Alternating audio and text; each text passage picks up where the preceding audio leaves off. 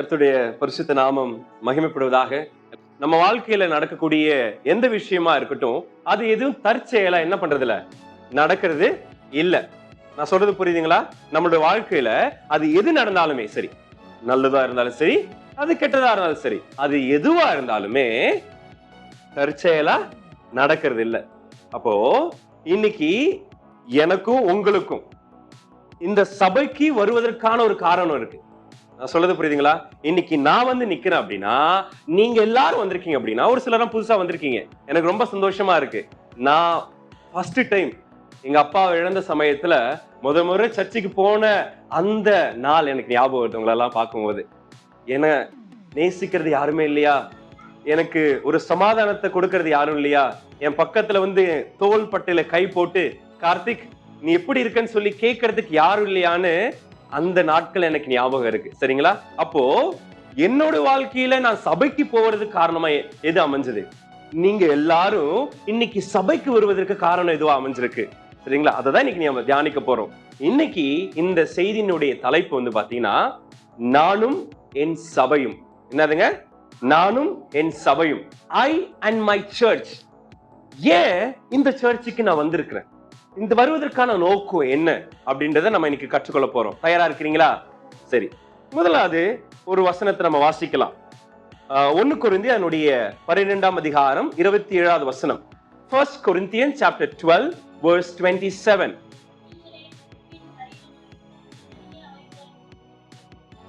Now you are the body of Christ and each one of you is the part of it.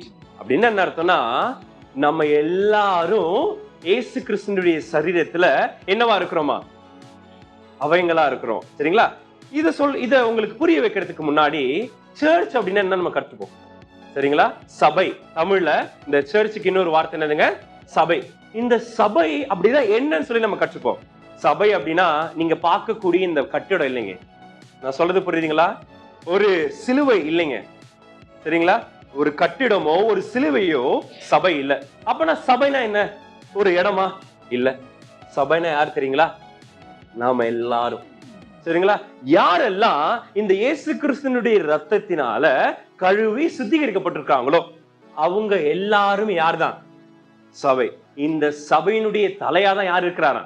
இயேசு கிறிஸ்து இருக்கிறார். அப்போ இந்த சரீரத்தை நான் பேசும்போது என்னுடைய இந்த உடல்ல நிறைய உறுப்புகள் இருக்கா இல்லையாங்க? ஆமாவா இல்லையா? அப்படி ஒவ்வொரு உறுப்புகளாவதான் நம்மளை ஆண்டவர் இந்த இடத்துல என்ன பண்ணிருக்காரு? சேர்த்து இருக்கிறார். சரிங்களா? இந்த சபை உருவாவதற்கு 2 முக்கியமான காரணம் இருக்கு. ஒரு முதல் முக்கியமான காரணம் தெரியுமா? தெய்வம் இந்த உலகத்துல மனிதனாக அவதரித்து உங்களையும் என்னையும் நேசித்து நாம செய்த தவறுக்கான தண்டனைய தன் மேல ஏற்றுக்கொண்டு சிலுவையில தன்னுடைய ரத்தத்தை கொடுத்து உயிர் கொடுத்தார் இல்லையா? அவருதான் முதல் காரணம். நான் சொல்றது புரியுதுங்களா? இன்னைக்கு நம்ம கூடி வந்ததற்கான முதல் காரணம் யார் தெரியுமா? ஆண்டவராகிய இயேசு கிறிஸ்து, அவருடைய ரத்தம். நமக்கு கிடைக்க வேண்டிய தண்டனைய யார் ஏத்துக்கிட்டாரா? அவர் ஏத்துக்கிட்டார். இன்னைக்கு நாம நம்மளுடைய தப்புகள் என்ன பண்ணப்பட்டிருக்கு? மன்னிக்கப்பட்டிருக்கு. அதுக்கு காரணம் யாரு? ஆண்டவராக இயேசு கிறிஸ்து. 2வதா இருந்த நபர் யாரு தெரியுமா? இந்த கிறிஸ்துவுக்காக வாழணும் நினைச்ச நபர்கள், ரத்த சாட்சிகளாக மரித்தவர்கள். அதான் இங்கிலீஷ்ல சொல்லுவாங்க மார்டியர்ஸ் அப்படின்னு சொல்லுவாங்க. இந்த மார்டியர்ஸ் அப்படின்னா என்ன அர்த்தம்னா, இந்த தெய்வத்திற்காக உயிரையே கொடுத்தவங்க. நான் சொல்றது புரியுதுங்களா? ரத்த சாட்சிகளாக மரித்தவர்கள். அவர்கள் தான் இன்னைக்கு சபைக்கு ஒரு விதையா மாறினவங்க. இன்னைக்கு நம்ம எல்லாரும் கூடி வந்திருக்கிறோம். அதுக்கு காரணம் 2 நபர்கள். யார் யாருங்க? ஆண்டவராக இயேசு கிறிஸ்துவும் அவருக்காக ரத்த சாட்சியாக மரித்தவர்களும் தான். நான் சொல்றது புரியுதுங்களா? இன்னைக்கு இருக்கக்கூடிய ஒரு பிரச்சனை தெரியுங்களா? எனக்கு இந்த இயேசு கிறிஸ்துவ பிடிக்குங்க. என்னது? எனக்கு இந்த இயேசு கிறிஸ்துவ பிடிக்கும். ஆனா வந்து நானு சர்ச்சுக்குலாம் நான் என்ன பண்ண மாட்டேன், நான் போக மாட்டேன் அப்படின்னு நினைக்கிறவங்களுக்கு இந்த உலகத்துல நிறைய பிரச்சனைகள் இருக்கு. அது என்ன தெரியுமா? எனக்கு இந்த உடல் வேணும், ஆனா எனக்கு உயிர் வேணாம்னு சொல்றதுக்கு ஈக்குவல். நான் சொல்றது புரியுதுங்களா? எனக்கு இந்த உடல் வேணும், ஆனா என்ன வேணாம்? எனக்கு உயிர் வேணாம். அந்த அளவுக்கு ஈக்குவலானதுதான் எனக்கு இயேசு கிறிஸ்துவ பிடிக்கும், ஆனா நான் சபைக்கெல்லாம் நான் போக மாட்டேங்க அப்படின்னு சொல்றது. நான் சொல்றது புரியுதுங்களா? உங்களுக்காக உயிர் கொடுத்த தெய்வத்திற்கு நீங்க ஒரு நாள் வாரத்துல அவருக்காக நீங்க டைம் ஸ்பெண்ட் பண்ண மாட்டீங்களா? நான் சொல்றது உங்களால புரிந்து கொள்ள முடியுதா? உங்களுக்காக உயிர் கொடுத்து உங்களை நேசித்த தெய்வத்திற்கு வாரத்துல கொஞ்ச நாள் நம்ம நேரத்தை செலவிடக்கூடாதா? கண்டிப்பா நம்ம கொடுக்கணும். நான் இந்த தெய்வத்தை ஏற்றுக்கொள்ளும் போது எனக்கு கிடைக்கக்கூடிய முதல் விஷயம் என்ன தெரியுங்களா? நான் கிறிஸ்துவை சேர்ந்தவன். I belong to Christ. கிறிஸ்துவை சேர்ந்தவன் மட்டும் இல்ல, அவருடைய சபையை சேர்ந்தவன். நான் சொல்றது புரியுதுங்களா? நமக்கு கிடைக்கக்கூடிய ஒரு மதிப்பு. நான் இந்த தெய்வத்தை ஏற்றுக்கொள்ளும் போது நான் யாருடையனா மாறுகிறேன்? நான் அவருடையனா மாறுறேன். அவருடைய அப்பாவோ அவருடைய பிள்ளையாவோ மாறுறேன். அவருடைய சபையாரா நம்ம இருக்கிறோம். அதனாலதான் சொன்னேன், இன்னைக்கு நீங்களும் நானும் இந்த சபையில எப்படிப்பட்டவங்க? அங்கங்கள். We are the parts of the body of Christ. நம்ம எல்லாரும் சபையில என்ன வச்சிருக்கிறார் ஆண்டவர்? சரீரத்தோட அங்கமா அவரு வச்சிருக்கிறார். இந்த சபை எப்படிப்பட்ட ஒரு விஷயம் தெரியுமா? இந்த சர்ச் எப்படிப்பட்ட ஒரு உறவு தெரியுமா? வாசிக்கலாமா? ரோமர் அதனுடைய 12:5 வாசிங்க. ரோமர் அதனுடைய 12:5 எழுதுறவங்க எழுதிக்கங்க. ரொம்ப முக்கியமான வசனங்கள் இது.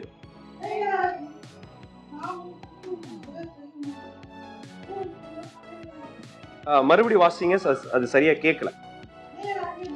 அநேகராகிய நாமும் கிறிஸ்துவுக்குள் ஒரே சரீரமா இருக்க ஒருவருக்கொருவர் அவயங்களா இருக்கிறோம். இப்படின்னா என்ன அர்த்தங்க?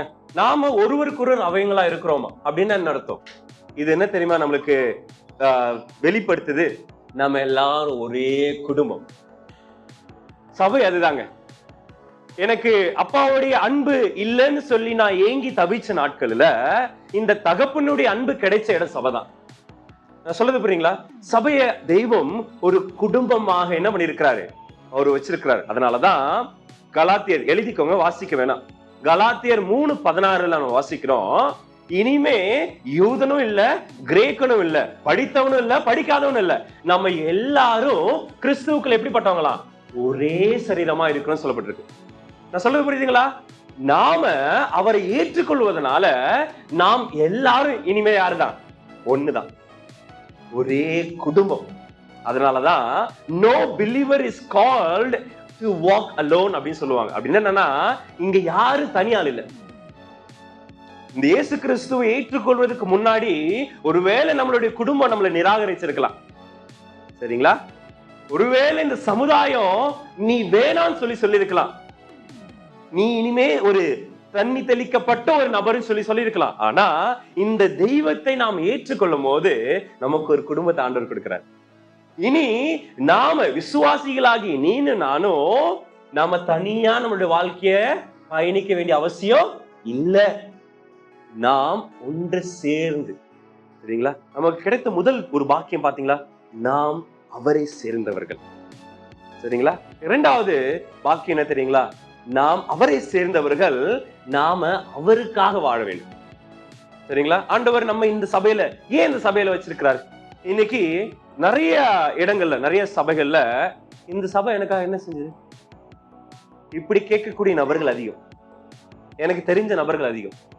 இந்த சர்ச் எனக்காக என்னப்பா செஞ்சது அப்படின்னு கேட்கறது. அவர்கள்ட்ட நான் கேட்கக்கூடிய ஒரு கேள்வி, what you have done for this sister? நீ இந்த சபைக்காக என்ன செய்த? எனக்கு தெரிஞ்ச ஒரு தம்பி இருக்காங்க. அந்த தம்பி அதிகமா அந்த சபையை நேசிச்சான். அவனுடைய சர்ச், அவன் சொல்லுவான், ஐ லவ் மை சர்ச், என்னுடைய சர்ச்னா எனக்கு ரொம்ப பிடிக்கும் அப்படின்னு சொன்னான். அப்ப அந்த பையனுக்கு ஒரு கேள்வி வந்துச்சு, இந்த சபையை நான் அதிகமா நேசிக்கிறேனே, இந்த சபைக்காக நான் என்னத்தை செஞ்சனா அப்படின்னு ஒரு கேள்வி வந்துச்சு. ஆனா அவன் வேலை நிமித்தமாக தமிழ்நாட்டிலிருந்து வேறொரு மாநிலத்துக்கு போயிட்டான். ஆனா அவனுடைய உள்ள துடிப்பு என்ன இருக்கு? என்னுடைய சபைக்காக நான் ஏதாவது செய்யணும் அப்படின்னு. அப்போ அவனுக்கு ஆண்டவர் கொடுத்த ஒரு பாரம் என்ன தெரியுங்களா? அவன் வெளியூர்ல இருந்தாலுமே அவனால அவனுடைய ஸ்தல சபையில ஒரு வேதாகம வினாவிடை போட்டி, பைபிள் குவிஸ்ன்னு சொல்லுவோம், அதுக்கு இந்த பையன் அங்க இருந்து கேள்விகளை தயாரிச்சு இங்க அனுப்புவான். அந்த சபையாரு சபையில இருக்கிறவங்களுக்கு அந்த வேத வினா போட்டியை நடத்துவாங்க. இதனால ஏற்பட்ட ஒரு விளைவு என்ன தெரியுங்களா? பைபிளை படிக்கணும்னு ஆர்வம் சபையாருக்கு வந்துச்சு. ஏன்னா பைபிளை படிச்சாதானே கேள்விக்கு பதில் அளிக்க முடியும். நான் சொல்றது புரியுதுங்களா? ரூத்தின் சரித்திரம் இருக்கு, எஸ்தர் புத்தகம் இருக்கு, நிறைய இருக்கு. ஒவ்வொரு புத்தகத்துல இருந்து கேள்வி கேட்கும் போது அந்த புத்தகத்தை படிக்கக்கூடிய வாய்ப்பு அவங்களுக்கு வந்துச்சு. அப்போ பைபிளை படிப்பதற்கு ஆர்வத்தை ஆண்டவர் ஒரு சின்ன பையன் மூலமா அந்த சபையில நிறைவேற்றினார். இன்னைக்கு ஆண்டவர் வந்து உங்கள்ட்ட கேட்கிறார், இப்பா, I have tight for you. நான் உனக்காக உயிர் கொடுத்தேன், எனக்காக நான் விலை சிந்தி வாங்கின அந்த சபைக்காக நீ என்ன செஞ்ச அப்படின்னு கேட்டார்னா நம்ம என்ன சொல்லுவோம்? யோசிச்சு பார்ப்போம். ஆண்டவர் வந்து நமக்கு எல்லாருக்கும் ஒவ்வொரு ரோல் கொடுத்திருக்கிறார், ஒவ்வொரு பொறுப்புகளை கொடுத்திருக்கிறார். வாசிக்கலாம். 1 பேதுரு அதனுடைய 4ஆம் அதிகாரம் 10வது வசனம். 1 Peter chapter 4 verse 10.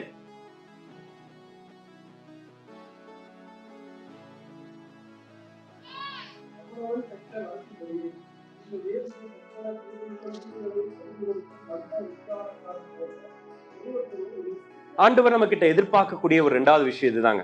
நாம் மற்றவர்களுக்கு உதவி செய்யணும். We have to serve others. சரிங்களா? ஒருவேளை நான் ஒரு கேள்வி கேட்கட்டுமா? ஏன் வந்து ஆண்டவர் பிரின்ஸுக்கு கீபோர்டு வாசிக்கக்கூடிய அந்த கிஃப்டை கொடுத்திருக்கிறார்?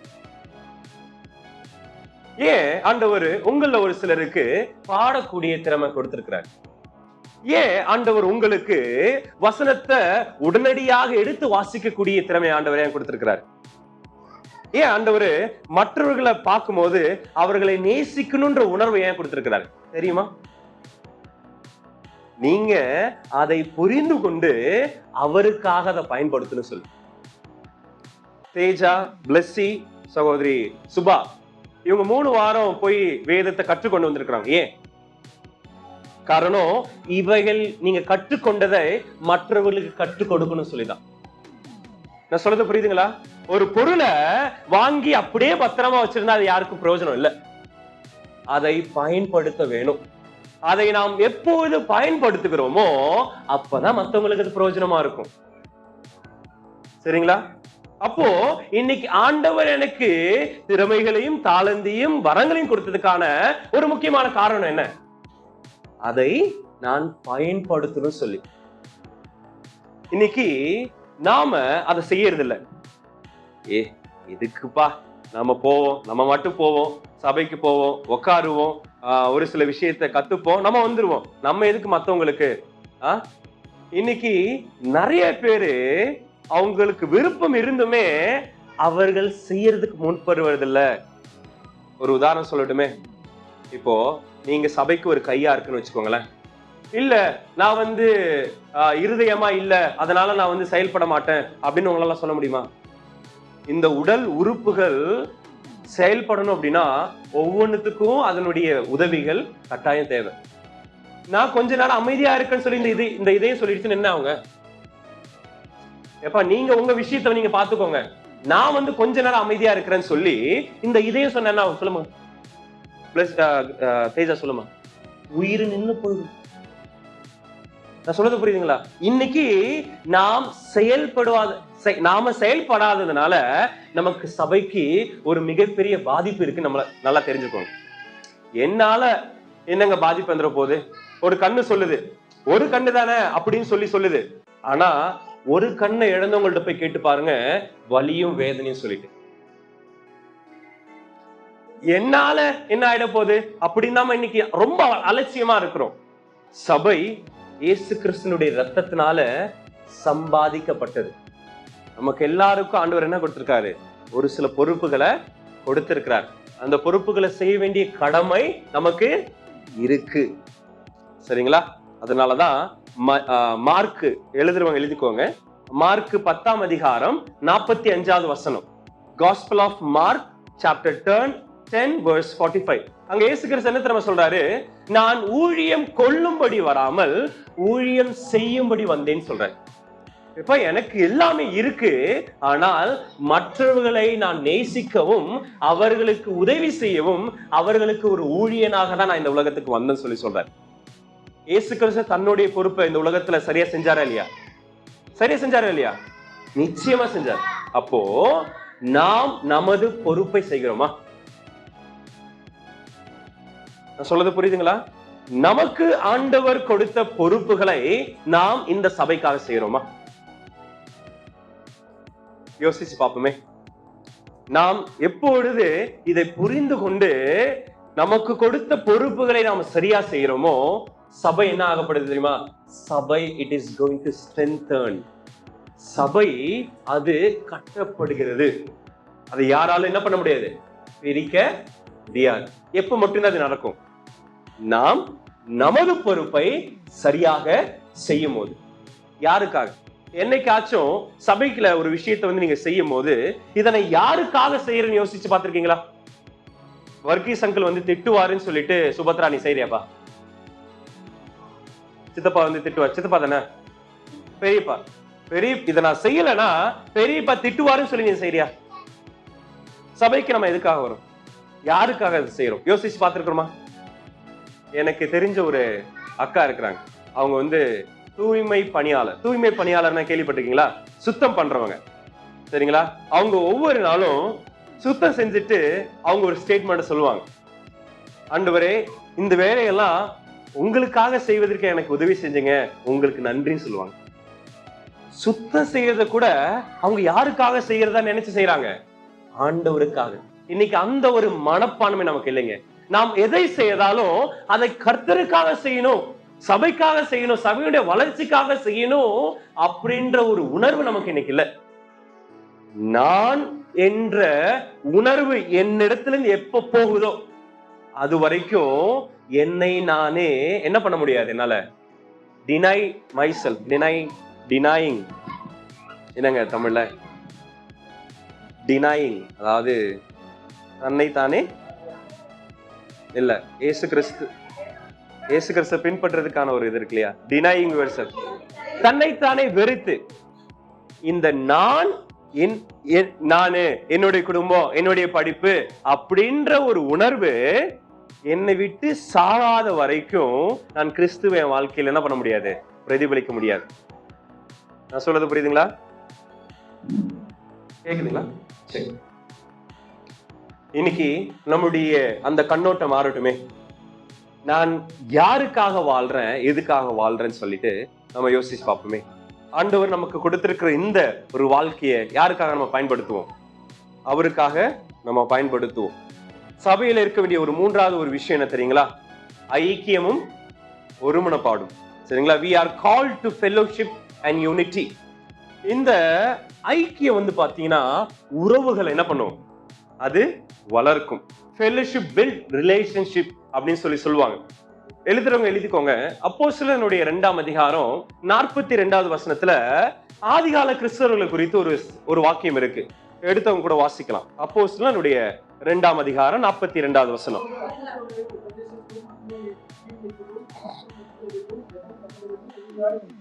உறுதியாய் தரித்திருந்தார்கள்.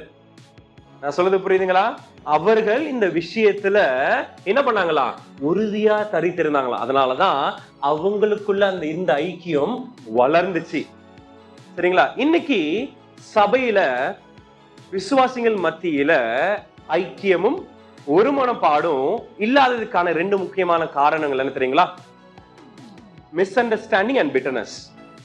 அதாவது தவறான புரிந்து கொள்வதும் பிறரை குறித்ததான மனக்கசப்பும். ஒருவரை குறித்து தவறான புரிதல் உங்களுக்கு இருக்கிற வரைக்கும் அவர்களோட உங்களால ஒத்து போக முடியாது. ஒருவரை குறித்து மனக்கசப்பு உங்களுடைய இதயத்தில் இருக்கிற வரைக்கும் அவங்களோட ஒண்ணு சேர்ந்து உங்களால போக முடியாது. நான் சொல்றது புரியுதுங்களா? இன்னைக்கு நம்ம சபையில ஒண்ணு கூடி வரோம், எல்லாரும் ஒண்ணு அப்படின்னு சொல்லி வரோம். அப்ப நமக்குள்ள ஏங்க தவறான புரிதல் இருக்கணும்? நமக்குள்ள ஏங்க மனக்கசப்பு இருக்கணும்? இந்த 2 விஷயத்த பிசாசு தந்திரமா இன்னைக்கு சபைகளை கொண்டு வரான். ஒரு மூத்த சகோதரர் இப்படி சொன்னார், தமிழ்நாட்டுல சபைகள் அதிகமாக வளர்ந்ததுக்கு ஒரு காரணம் சபையில் ஏற்பட்ட பிளவுகள் அப்படின்னா. அவங்க போய் ஒரு இடத்துல ஊழிய செஞ்சு ஊழியத்தை ஆரம்பிக்கல, சபையில் ஏற்பட்ட கசப்புகளும் தவறான புரிதலுமே சபை பிரிந்ததுக்கு காரணமாச்சுன்னு சொன்னார். அது உண்மைதாங்க. இன்னைக்கு பிசாசு இப்படிப்பட்ட தந்திரங்களை கொண்டு வரான். நாம இன்னைக்கு என்ன தெரியுமா பண்றோம்? ஏதாச்சும் ஒரு விஷயம் அப்படின்னா அதை யாருக்கிட்ட போய் கலந்து விடையாடணும், அவங்கள்ட்ட இல்ல, மத்தவங்கள்ட்ட போய் நம்ம கலந்து விடையாடணும். நேரம் இருக்கும் போது 1 கொரிந்தியர் 6ஆம் அதிகாரத்தை போய் வாசிப்பாரு. சரிங்களா? பவுல் வந்து அழகா சொல்றாரு, உங்களுக்கு ஏதாச்சும் வழக்கு இருந்துச்சுன்னா அத உங்கள் மத்தியில இருக்கக்கூடிய ஒரு நபர்கிட்ட போய் பேசுங்க. ஏன் அந்நியர்கிட்ட போய் சொல்றீங்க? ஏன் வந்து கிறிஸ்துவனுடைய சாயலை நீங்க இப்படி பண்றீங்க அப்படின்னு சொல்லி பவுல் அழகா சொல்றாரு. சரிங்களா?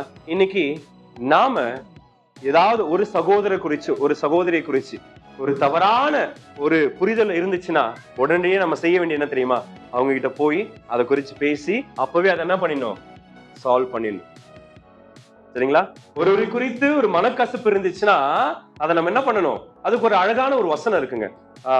கொலோசியர் அதனுடைய 3ஆம் அதிகாரம் 13வது வசனமும் 14வது வசனமும். Colossians chapter 3 verses 13 and 14. ஒருவர் தாங்கி ஒருவர் பேர் ஒருவர் குறைபாடு உண்டானால் கிறிஸ்து உங்களுக்கு மன்னித்தது போல ஒருவருக்கு ஒருவர் மன்னியுங்கள். இவை எல்லாவற்றின் மேலும் பூரண சற்குணத்தின் கட்டாகிய அன்பை தரித்துக் கொள்ளுங்கள். கிறிஸ்துவின் அன்பு உங்களிடத்தில் இல்லாத வரைக்கும் இன்னொருவரை உங்களால என்ன பண்ண முடியாது? மன்னிக்க முடியாது. அதனால கிறிஸ்துவின் அன்புல நாம ஒவ்வொரு நாள் என்ன பண்ணுவோம்? வளருவோம். நம்மளுடைய சகோதரன் தானே, நம்மளுடைய சகோதரர் என்ன சொல்லி அவங்களுடைய குறைகளை நம்ம என்ன பண்ணுவோம்? நாம மன்னிப்போம். இந்த சபைக்காக நம்ம 3 விஷயத்தை செய்யலாங்க. இந்த சபைக்காக நம்ம என்ன பண்ணலாம்? 3 விஷயத்தை செய்யலாம். யார் வேணா செய்யலாங்க. சபைக்காக ஜெபிக்க முடியும். என்னைக்காவது ஆண்டவரே இந்த சபையில நீர் என்னை வைத்திருக்கிறீர் அப்படின்னு சொல்லி இந்த சபைக்காக ஜெபித்தது உண்டா? ஜெபிச்சிருக்கீங்கன்னா ரொம்ப சந்தோஷங்க. சபைக்காக உங்களால ஜெபிக்க முடியும். 2வது, சபையினுடைய ஒவ்வொரு ஊழியத்திலையும் வந்து உங்களால உதவி செய்ய முடியும். உதவின்றது பண உதவி மட்டும் இல்ல, தவறா புரிஞ்சுக்க வேணாம். நீங்க வந்து அந்த இடத்துல நின்னு ஒரு உதவி நீங்க செஞ்சாலே அது போதுமே. ஒரு சபையில ஒரு கூட்டம் நடக்குது, சகோதரி வந்து சமைக்கிறாங்க, அங்க போய் நின்னு காய்கறி வெட்டி கொடுக்கறது கூட ஒரு உதவி தானே. சபையில வந்து இந்த இடத்த கூட்டி பெருக்கி சேர் போடுறது கூட உதவி தானே. பண்ணலாமே. சபைக்காக நான் என்ன பண்ண முடியும்? ஜெபிக்க முடியும். சபைக்காக நான் என்ன பண்ணுவேன்? உதவி செய்ய முடியும். அடுத்தது 3வது முக்கியமான விஷயங்க, அத வசனத்தோட சொல்லணும் தான் ஆசைப்படுறேன். எபேசியர் அதனுடைய 5ஆம் அதிகாரம் 25வது வசனம். Ephesians chapter 5 verse 25.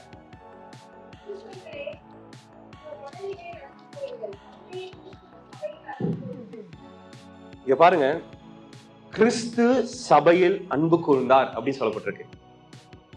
கிறிஸ்து சபையில அன்பு கூர்ந்ததுனாலதான் இன்னைக்கு நாம எல்லாரும் சபையா இருக்கிறோம். அப்போ நாம் சபையில் அன்பு கூறுவது எவ்வளவு முக்கியமானது. Do you love your church? உங்களுடைய சபையை நீங்க நேசிக்கிறீங்களா? இன்னைக்கு என்ன மாறிடுச்சு அப்படின்னா, நேசிக்கிறது கம்மியாயிடுச்சு, சபையை குறித்து குறை சொல்வது அதிகமாயிடுச்சு. நான் ஒரு விஷயம் சொல்லட்டுமா? கூண் இல்லாத ஒரு ஒட்டகமும் இல்ல, குறை இல்லாத ஒரு சபையும் இல்ல. எல்லா இடங்களையும் குறைகள் இருக்கு. கூண் இல்லாத ஒரு ஒட்டகமும் இல்ல, குறை இல்லாத ஒரு சபைகள். எல்லா இடங்களையும் குறை இருக்கு. குறையுள்ள மனுஷன் தான் நீங்களும். குறைகள் இருக்கு. ஆனால் அந்த குறையை மட்டும் சொல்லி நம்ம ஓடிட்டு இருக்கிறோமா? இல்ல, அதை அன்பினாலே நாம் என்ன பண்ண, குறைகளை நாம் கம்மியா பார்த்துட்டு சபையை நேசிக்கிறதுக்கு நம்ம முயற்சிக்கிறோம். சபையை நேசிக்கிறது ரொம்ப முக்கியமான விஷயம். அதனாலதான் இந்த கேள்வி நான் கேட்டேன். Do you love your church? நீங்க உங்க சபையை நேசிக்கிறீங்களா? இந்த 3 விஷயத்தை நம்ம செய்யலாமே. இன்னைக்கு சபைக்காக ஜெபிக்க ஆரம்பிக்கலாமே, சபைக்காக உதவி செய்ய ஆரம்பிக்கலாமே, சபையை நேசிக்க ஆரம்பிக்கலாம். இந்த ஐ அண்ட் மை சர்ச், நானும் என் சபையும் அப்படின்ற இந்த ஒரு வாசகம் வந்து பாத்தீங்கன்னா, it is a relationship rooted in Christ. இது வந்து இயேசு கிறிஸ்துவுக்குள்ளாக ஒரு பிணைக்கப்பட்ட ஒரு உறவு. அந்த உறவை கெடுக்காம, அந்த உறவு மேம்பட நீங்களும் நான் என்ன பண்ணுவோம்? நம்ம ஆண்டவர் சமூகத்துல நம்ம ஒப்பு கொடுப்போம். ஒப்பு கொடுக்கலாமா? ஒரு நிமிஷம் கண்களை மூடுவோம். நிச்சயமா ஆண்டவர் உங்களோட பேசியிருப்பாருன்னு சொல்லி நான் நம்புறேன். சபையை குறித்ததான ஒரு புரிதல் இன்னைக்கு உங்களுக்கு வந்திருக்கும் நான் நம்புறேன். ஏன் உங்களை ஆண்டவர் இந்த சபையில வச்சிருக்கிறாரு அப்படின்றது உங்களுக்கு புரிய வந்திருக்கும் சொல்லி நான் நம்புறேன். அதனால கொடுத்த சபைக்காக ஆண்டவருக்கு நம்ம நன்றி செலுத்துவோம். ஆண்டவரே, சபையை குறித்து குறை சொல்லாதவனாக நான் இருக்க எனக்கு உதவி செய்யுங்கன்னு சொல்லிட்டு ஆண்டவர்கிட்ட நம்ம ஒப்பு கொடுப்போம். என்ன இந்த சபையில நீங்க வச்சிருக்கீங்க அப்படின்னா அதுக்கு நிச்சயமாக ஒரு காரணம் இருக்கு. நிச்சயமா எனக்கு நான் நிறைவேற்ற வேண்டிய ஒரு பொறுப்பு இருக்கு. ஒருவேளை இவ்வளவு நாள் அந்த பொறுப்பை நான் செய்யாம போயிருக்கலாம். ஆண்டவரே, என்ன மன்னிச்சிருங்க. அந்த பொறுப்பை வரக்கூடிய நாட்களிலிருந்து நான் அதை உண்மையா செய்ய எனக்கு உதவி செய்யுங்க. 3 விஷயத்தை நாங்க செய்ய முடியும்னு சொல்லி கத்துக்கிட்டோம். என்னுடைய சபைக்காக நான் ஜெபிக்க முடியும், என்னுடைய சபைக்காக நான் உதவி செய்ய முடியும், என்னுடைய சபையை நான் நேசிக்க முடியும். இந்த ஒரு நல்ல தீர்மானத்தை நீங்க எல்லாரும் எடுத்து போகணும்னு சொல்லி நானும் ஆசைப்படுறேன். தேவனாகிய கர்த்தரும் ஆசைப்படுறார். நம்மள ஆண்டவர் இந்த உலகத்துல வெளிச்சமாக சாட்சியாக வச்சிருக்கிறார். நாம் மற்றவர்களுக்கு முன்பதாக ஒரு சாட்சியுள்ள ஒரு வாழ்க்கையை சபையாக கிறிஸ்துவை நாம் வெளிப்படுத்த ஆண்டவர் நமக்கு உதவி செய்வாராக.